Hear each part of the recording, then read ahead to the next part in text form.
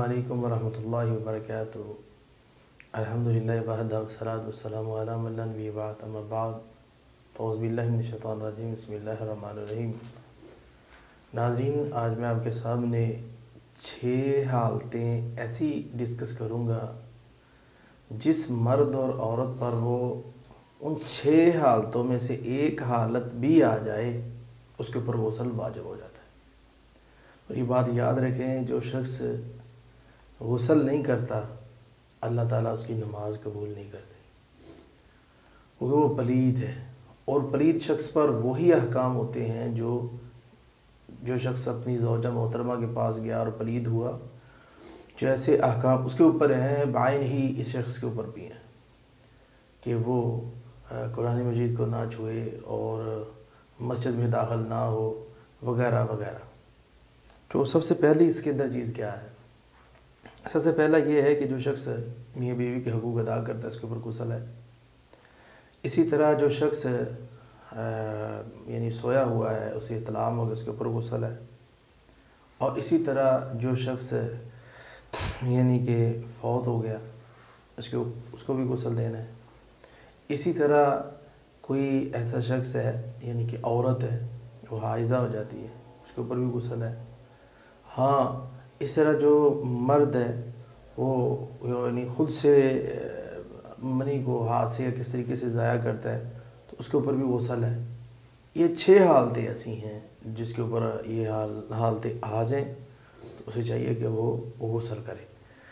और जो शख्स गुस्ल नहीं करता उसकी इबादत और नेकी जो है वो कबूल नहीं होती। तो इसलिए अल्लाह ताला, हाँ, एक बंदे के पास गुस्ल का पानी अवेलेबल नहीं है तो उसे चाहिए कि वो तयम्मुम कर ले। और तयम्मुम का तरीक़ाकार क्या है? ये 2 हाथ है, ये ज़मीन पे मट्टी पे लगाए, इसके ऊपर फूंक मारे, बाएं को दाएं पर और दाएं को बाएं पर फेर के दोनों पे फूंक मार के चेहरे पे मान ले, ये तयम्मुम हो गया। अब वो नमाज़ पढ़ सकता है।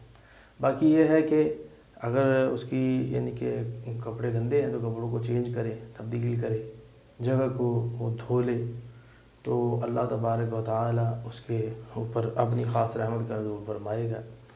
और गुस्ल करने के साथ भी, क्योंकि गुस्ल के अंदर वज़ू होता है, तो जो शख्स गुस्ल करता है अल्लाह ताला उसके गुनाहों को मुआफ़ कर देता है।